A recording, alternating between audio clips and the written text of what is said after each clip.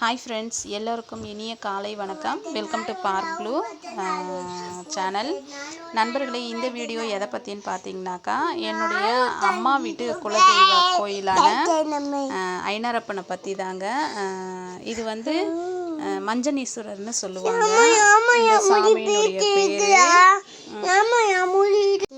இந்த கோவில் எங்கே இருக்குதுன்னு பார்த்தீங்கன்னாக்கா, நம்ம பாண்டிச்சேரியிலேருந்து புத்துப்பட்டு அப்படின்ற ஒரு ஊரில் தாங்க இருக்குது. ரொம்ப சக்தி வாய்ந்த கடவுளும் கூட இவர் வந்து பார்த்தீங்கன்னாக்கா. இங்கே ஃபஸ்ட்டு பார்த்திங்கன்னா பிள்ளையார் கோவில் இருக்கும். நம்ம பிள்ளையாரை வழிபட்டுட்டு அப்படியே வர வழியில் பார்த்திங்கனாக்கா ஒரு 4 குதிரை பெருசு பெருசாக இருக்குங்க. இங்கே பார்த்திங்கனாக்கா பக்தியோடு நம்ம வேண்டிக்கிட்டு நம்ம நினச்ச விஷயம் வந்து சக்ஸஸ் ஆகிடுச்சுனாக்கா குதிரை வாங்கி வைக்கிற வழக்கம் இருக்குங்க. சுற்றி வரும்போது பார்த்திங்கன்னா தெரியும், நிறையா குதிரை இருக்கும் பாருங்கள். ரொம்ப சக்தி வாய்ந்த ஒரு கடவுளுங்க இவர் வந்து. இந்த குதிரையை பற்றி ஒரு சின்ன கதை வந்து சின்ன பிள்ளையில கேட்ட ஞாபகம் இருக்குங்க. அது உண்மையிலே பயமாக இருக்கும் எனக்கு இந்த குதிரை பக்கத்தில் போகும்போது. என்னென்னா, சிற்பி வந்து பார்த்திங்கன்னா இந்த 4 குதிரையும் வந்து செதுக்கிக்கிட்டு இருக்கும்போது ரோட்டில் வந்து என்ன பண்ணுச்சு, குதிரை வண்டி போயிட்டு இருந்துச்சிங்களா. அந்த குதிரை வண்டியிலேருந்து பார்த்திங்கனாக்கா அந்த குதிரை கணைக்கும் போது இங்கே இந்த சிற்பி ஒரு குதிரை மேலே உட்காந்துக்கிட்டு செதுக்கிக்கிட்டு இருந்தாராம். அந்த குரலை கேட்டு இந்த குதிரையும் வந்து கணைச்சிதான் சொல்லுவாங்க. பயந்து போன அந்த சிற்பி என்ன செஞ்சாருன்னா, அந்த குதிரையினுடைய ஒரு காதை வெட்டி இருப்பாருங்க. அதனால் ஒரு குதிரைக்கு இங்கே காது இல்லாமல் இருக்கும். அதனால் எனக்கு குதிரை பக்கத்தில் போகிறதுனாலே கொஞ்சம் பயமாகவே இருக்கும். அது இன்னமும் அந்த பயம் அப்படியே ஃபாலோ ஆகிட்டுருக்கு.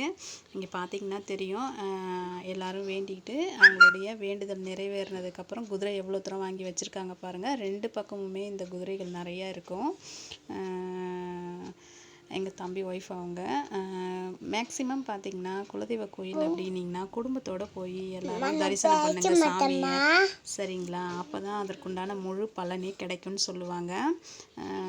எங்கள் அம்மா நினைக்கும் போதெல்லாம் கிளம்பிடுவாங்கங்க குலதெய்வ கோயிலை பார்க்குறதுக்கும், அதே மாதிரி திருப்பதி பெருமாளை பார்க்குறதுக்கும். எப்போ நினைக்கிறாங்களோ கிளம்பிடுவாங்க. அம்மா முன்னாடி போயிட்டுருக்காங்க.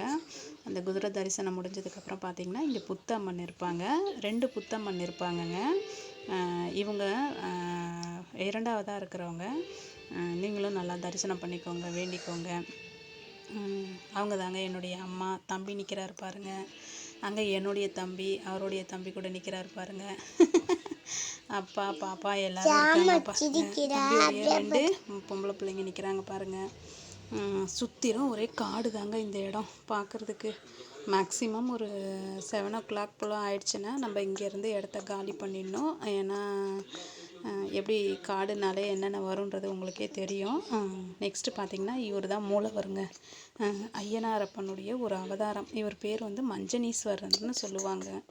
இவரும் ஐயனாரப்பன் தாங்க, அதில் ஒரு அவதாரம். கோவில் எப்படி இருக்குன்னு பாருங்கள். இங்கே வந்து பார்த்திங்கனாக்கா கடைகள்லாம் அந்தளவுக்கு பெருசாக ஒன்றும் இருக்காது. ஆனால் ஃபங்க்ஷன் டேஸில் ஆடி மாதம் பார்த்திங்கன்னா நிற்கிறதுக்கு கூட இடம் இருக்காதுங்க. இவர் தான் மூலவர். இங்கே பார்த்திங்கன்னா அதே மாதிரி வந்து கல் எடுத்து வச்சு நம்ம வந்து அடிக்கிட்டு வந்தோன்னா ஓன் ஹவுஸ் இல்லாதவங்களுக்கு வந்து சொந்த வீட்டு பாக்கியம் கிடைக்கும் அப்படின்னு சொல்லுவாங்க.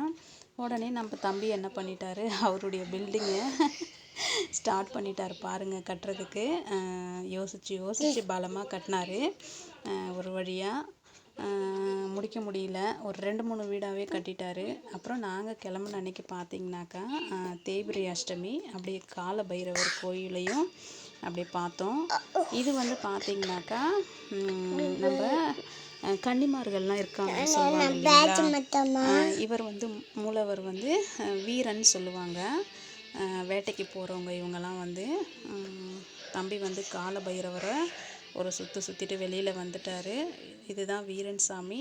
இவங்கெல்லாம் வந்து வேட்டைக்கு போகிறவங்க, கன்னிமார் கூட்டம்னு சொல்லுவாங்க. அப்படியே பார்த்துக்கிட்டே வாங்க. 7 கன்னிக்கும் இளைய கன்னி ஒருத்தவங்க இருப்பாங்க. ஃபஸ்ட்டு பார்த்திங்கன்னா ஜென்ஸாக வந்திருப்பாங்க, இப்போ லேடிஸாக வராங்க பாருங்கள். இவங்க தான் இளைய கன்னின்னு சொல்லுவாங்க. இவங்களுக்கு மட்டும் தனியாக இருக்குங்க.